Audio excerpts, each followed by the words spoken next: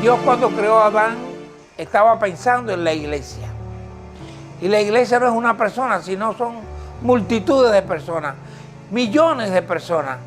Es la iglesia de Cristo, la que se ha ido formando a través del tiempo y a través del hombre solamente no se hubiese podido crear lo que faltaba para que la iglesia existiera, y era la mujer.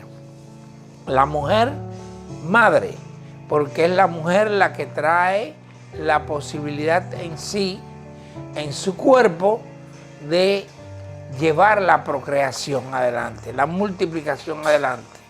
El hombre pone una parte genética, pero la mujer tiene la capacidad y ha sido instituida por Dios para llevar adelante el desarrollo de ese primer huevo fecundado. Es ella la encargada de conducirlo en el transcurso de su desarrollo prenatal e inclusive en el primer año postnatal. Dios puso a la mujer una serie de condiciones para que esto se realizara. Él todo lo hace perfecto, aunque Satanás intenta hacer otras cosas, pero que no son posibles bajo ningún concepto. Pero el Señor hizo las cosas perfectas y hoy todos los que estamos aquí somos el resultado de esa forma de procreación y desarrollo. Por eso hoy rendimos honores a las madres. Y no porque la Biblia lo diga, porque la Biblia no dice que se utilice un día para darle honor a las madres. No existe el Día de las Madres en la Biblia. Eso no es una realidad bíblica. Pero el Señor habla de rendirle honor a las madres todos los días. Todo lo que se hace conforme al Señor, creyendo en el Señor y con fe en el Señor, es bueno. Y por eso creemos que celebrar un día como hoy, el Día de la Madre, es bueno. Y lo vamos a hacer y lo estamos haciendo. Porque en realidad ellas se merecen también que de vez en cuando nosotros pensemos y tengamos por alto honor el ser hijo de una madre. Las madres en Cristo debían tener cualidades que quizás muchas madres que están en el mundo no tienen, porque para poderlas tener es necesario tener a Cristo. Sin Cristo es imposible alcanzar las características de la llamada madre virtuosa. Segunda de Reyes, sí, capítulo 4, versículo del 17 al 20. Ahí está. Y dice: mas la mujer concibió y dio a luz un hijo el año siguiente, en el tiempo que Eliseo le había dicho, y el niño creció. Pero aconteció un día que vino a su padre, que estaba con los secadores, y dijo a su padre: ¡ay, mi cabeza! ¡Ay, mi cabeza! Y el padre dijo a un criado: llévalo a su madre. Y habiéndolo él tomado y traído a su madre, estuvo sentado en sus rodillas hasta el mediodía y murió. Gloria al Señor. Por esta palabra que vamos a dar, pareciera si nos quedáramos en ese versículo que se trataba de algo trágico, pero en realidad no fue así. Hay otras cosas importantes que vamos a ver, y es la historia de una mujer sunamita. Sunamita porque era de Sunán. Sunán era una ciudad o un pueblo en aquella época, por supuesto, que se encontraba en Israel, entre Galilea y Samaria. De ahí era esta mujer sunamita. ¿Y qué pasó con esta mujer sunamita? Sencillamente que habían pasado ya unos años de estar casada. Se había casado con un hombre mucho mayor que ella, al parecer.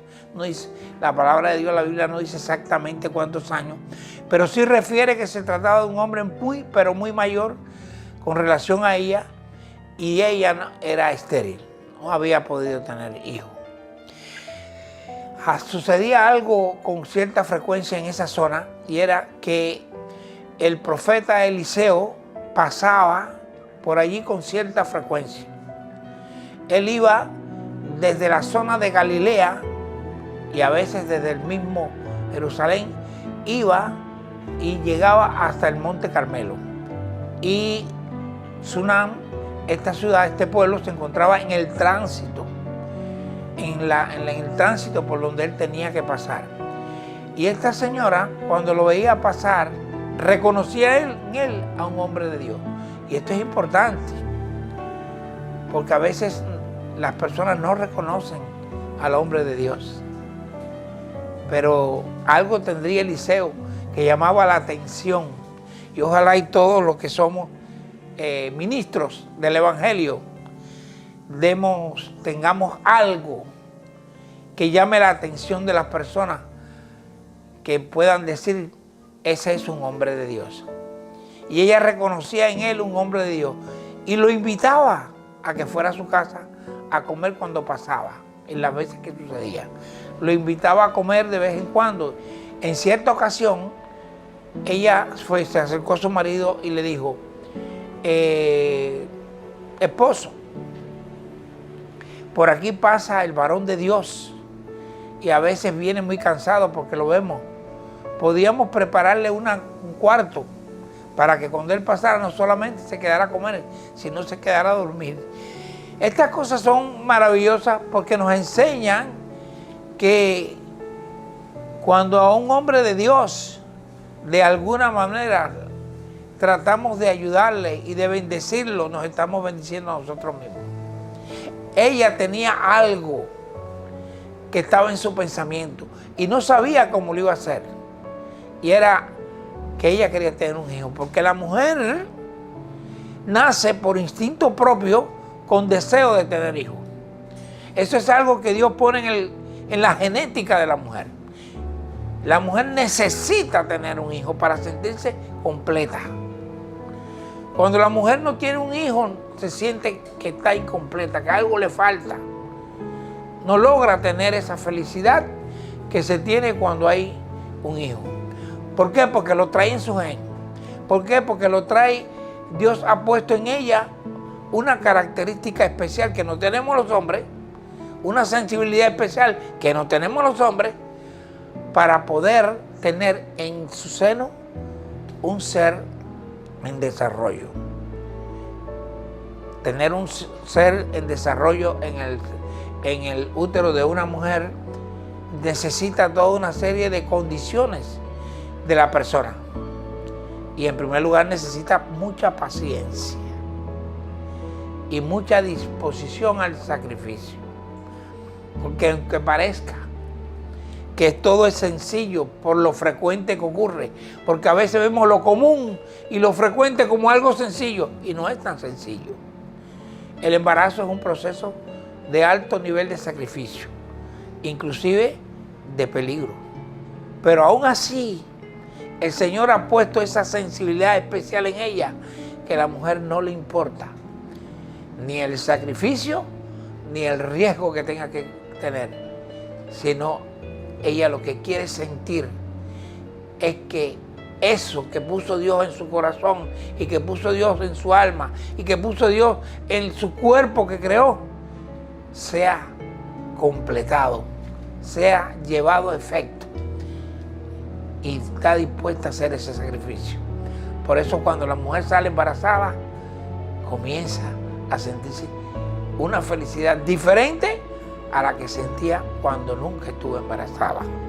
Y esta mujer tenía una necesidad imperiosa de salir embarazada, porque ella tenía esas características. Tenía esa necesidad y no sabía cómo hacerlo. ¿Sabe cualquiera lo que habrá hecho para tratar de salir embarazada? Pero no lo consiguió. Y entonces vio algo que es lo más importante que puede tener una mujer que no sale embarazada o que quiere salir embarazada y le está costando trabajo, y es poner los ojos en el Señor.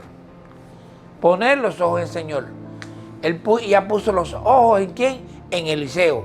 el profeta, porque el profeta de Dios en aquellos tiempos, en el Antiguo Testamento, era el intermediario entre Dios y el pueblo. El profeta de Dios en aquellos tiempos era la persona que estaba ungida por Dios para tomar decisiones en nombre de Dios y que se llevaron a efecto. Porque los profetas del Antiguo Testamento tenían una relación con Dios como nadie ha podido tener después. Dios hablaba con ellos audiblemente y ellos en cualquier momento intercambiaban con Dios, le preguntaba y Dios le hablaba y le respondía lo que tenían que hacer. Por eso ella puso los ojos en Eliseo, porque ella sabía que poner los ojos en el profeta era poner los ojos en Dios. Era llegar a Dios y que el profeta podía hacer algo por la situación que ella tenía. Sin embargo, tenía temor de decírselo. Solamente actuaba y seguro que hablaba con el Señor en oración.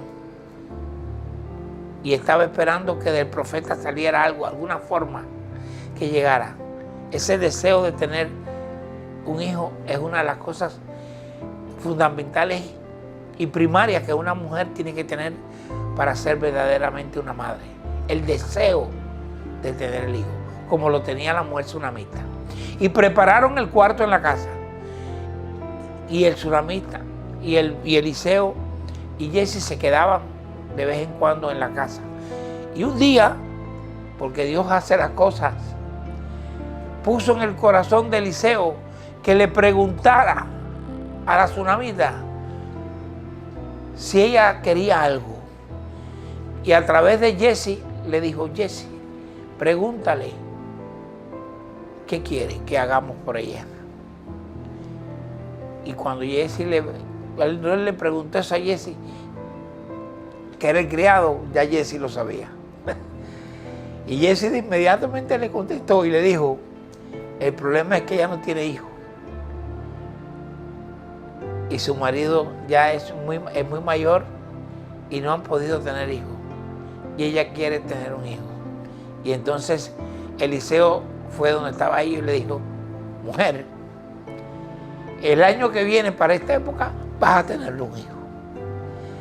Porque los profetas de aquella época podían hacer eso con la seguridad 100% de que iba a ocurrir. Porque era Dios el que estaba hablando a través de ellos. Aleluya. Gloria al Señor. Y sucede lo que acabamos de leer. Llegado el tiempo,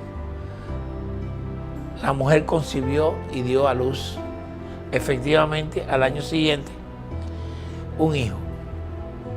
Y tuvo su hijo, lo dio a luz, parió y el hijo creció. Y en un momento determinado de su crecimiento, aún siendo muy pequeño, quizás con 2, con 3, con 4 años, el niño sufre por las características que tiene ahí, que le dijo al padre que lo que tenía mucho, se empezó a quejar de dolor de cabeza y murió tan rápido porque lo llevó rápido donde estaba la madre y enseguida murió. Pues médicamente, como conozco de este tema, puedo decir que lo que tenía era una meningitis. Una meningitis, la otra cosa que podía haber sido una malformación congénita en un vaso arterial en el cerebro que le estalló, o un tumor cerebral. Son las 3 posibilidades que tuviera el niño. Cualquiera de las 3 pues pueden evolucionar muy rápido. Pero sobre todo lo más probable para aquella época eran las infecciones. Una infección del cerebro que le llamamos meningitis y que ha traído mucha muerte al mundo, que ya existen muchos procedimientos médicos que lo pueden resolver. Pero en aquel momento pues no. Y no le dio tiempo a nada. El niño murió sentado en la rodilla de ella. Y ahí comienza un proceso sumamente importante. Porque una madre, lo primero que hace después que nace y tiene un hijo con problemas o enfermo es que no pierde las esperanzas. ¿Cuál fue su esperanza? Su esperanza fue que ella no se conformó con que su hijo había muerto. Ella fue y de inmediato llevó al niño muerto Ella lo vio, sabía que estaba muerto y lo llevó y lo colocó, fíjense, no en la cuna del niño, no en la cama del niño, no en la cama de ella, no en la cama del padre. Lo colocó en la cama del profeta. En la cama del profeta. Eso es una señal de fe. Porque la fe es lo que trae esperanza. Cuando no hay esperanza es porque no hay fe. Por eso la mayoría de las personas que no tienen a Cristo no tienen esperanza. Todo lo ven perdido, todo lo ven negativo, todo lo ven en situaciones difíciles, situaciones malas. Y cuando un hijo se le enferma, ya, todo lo ven mal. Pero cuando alguien, una madre tiene a Cristo, espera en el Señor, confía en el Señor, porque sabe que el Señor tiene, como dice la canción, el poder para sanar, el poder para salvar y el poder para resucitar aún si el niño muere.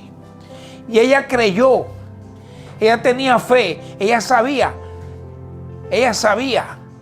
que Dios podía resucitar a su hijo. Y no se conformó con verlo muerto. Y no se puso a gritar y a llorar y a quejarse de Dios, que por qué el hijo que le había dado con tanta dificultad, ahora se lo llevaba. No se quejó. Ella vio mucho más allá. Y llegó su esperanza. Y fue donde estaba el marido. Y le dijo al marido, necesito que me prepares un asna y que me prepare a un criado que me acompañe, porque voy a buscar al profeta. Y el marido le dijo, ¿pero para qué? ¿Para qué vas a ir si está muerto? Así nos recuerda aquella también pasaje de la Biblia con Cristo y con Lázaro, cuando se acercaron a él a decirle, no, que Lázaro ha muerto, que Lázaro está enfermo. Y él no fue en ese momento, esperó un poco más. Y entonces, cuando dijo que iba a ir, le dijeron, ¿pero para qué va a ir? Si ya está muerto. Ya no hay nada que hacer. Así piensa todo el mundo cuando ve la muerte. O cuando ve la gravedad. O cuando los médicos decimos, ya no hay nada que hacer. Pero hay alguien que está por encima de todo y de todos, que es Jesucristo. Él llevó todas nuestras enfermedades a la cruz del Calvario. Y Él es la resurrección y la vida. Y Él dijo, el que cree en mí, aunque esté muerto, vivirá. Él le dijo, ¿qué busco? En el profeta, paz. Y usted dice, ¿cómo que paz? ¿Por qué le dijo paz? Sí, porque paz era lo que ella necesitaba, porque en su interior tenía angustia. Estaba angustiada por ver a su hijo, el único que le había dado el Señor, verlo muerto. Y estaba desesperada. Tal vez ella pensó que tenía culpa por alguna cosa, porque no se dio cuenta a tiempo de que tenía alguna enfermedad, de que tenía algún problema. A lo mejor la culpa que no tenía porque no la tenía, la estaba presionando. Y entonces cuando el marido, cuando le dijo eso, ella dijo, no importa, yo voy a irlo a buscar. Y ella mandó a preparar y preparó el asna y cogió un criado y se fue. Y salió en busca del profeta Eliseo. El profeta Eliseo se encontraba en el Monte Carmelo. El pueblo de Sunán, aproximadamente a unos 53 kilómetros del Monte Carmelo. Y ella fue hasta allí, 53 kilómetros, imagínense.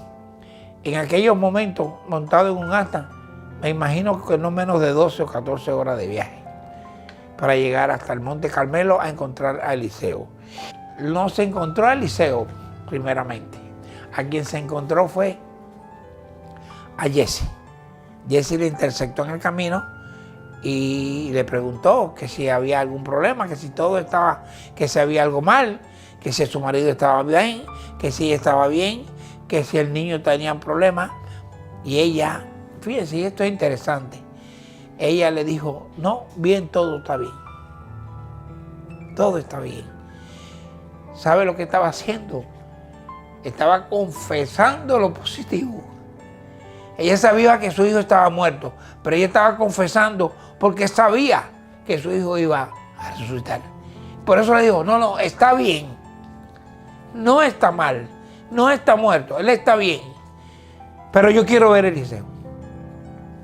Y siguió para adelante, a donde estaba Eliseo. Porque la madre sulamita no se rindió.